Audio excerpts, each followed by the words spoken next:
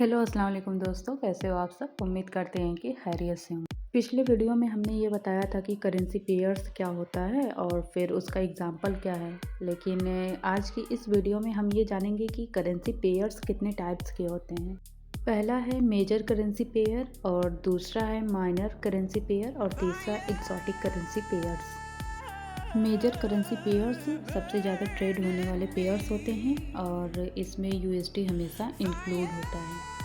For example euro slash USD, GBP slash USD, USD slash JPY, USD slash CHF. Major currency pairs के बहुत सारे features होते हैं, जैसे कि हाई लिक्विडिटी होती है और लो स्प्रेड है और बिगनर्स के लिए बेस्ट होता है और प्राइस मूवमेंट सबसे ज़्यादा स्टेबल होता है। बिगनर्स को हमेशा मेजर पेयर्स में ही ट्रेड करना चाहिए।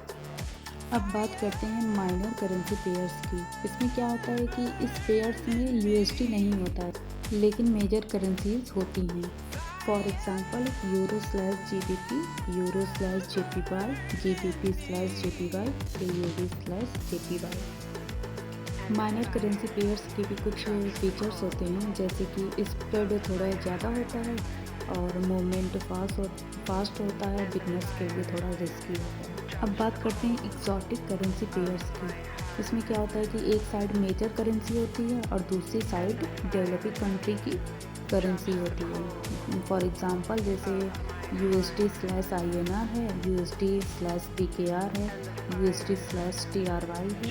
एक्सोटिक करेंसी पेयर्स के भी कुछ फीचर्स होते हैं, जैसे कि स्प्रेड बहुत ज़्यादा होता है, न्यूज़ का इम्पैक्ट बहुत ही स्ट्रॉन्ग होता है, बिगनर्स के लिए अवॉइड करना बेटर होता है।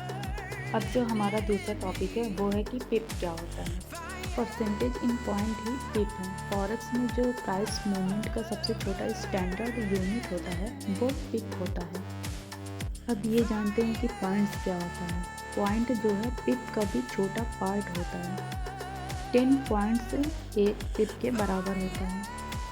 अब ये जानते हैं कि लॉट साइज़ क्या होता है। जो लॉट साइज़ होता है ये बताता है कि आप कितनी क्वांटिटी में ट्रेड कर रहे हो। लॉट साइज़ भी कई टाइप्स के होते हैं, जैसे स्टैंडर्ड लॉट है, मिनी लॉट है, माइक्रो लॉट है, नैनो लॉट है। स्टैंडर्ड लॉट में 1 लाख यूनिट्स होती है और मिनी लॉट में 10,000 यूनिट्स होती है। माइक्रो लॉट में 1000 यूनिट्स होती है और नैनो लॉट में 100। बिगनर्स को मिनी लॉट या माइक्रो लॉट में ही ट्रेड करना चाहिए।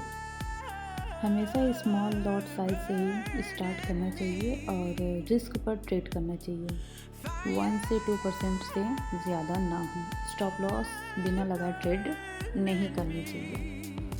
अगर आप लोगों को फॉरेक्स ट्रेडिंग से रिलेटेड कोई भी क्वेश्चन है या कोई भी डाउट हो तो कमेंट सेक्शन में पूछ सकते हैं। Please like, share and subscribe. Till then take care. अल्लाह हाफिज़ एंड लव यू ऑल।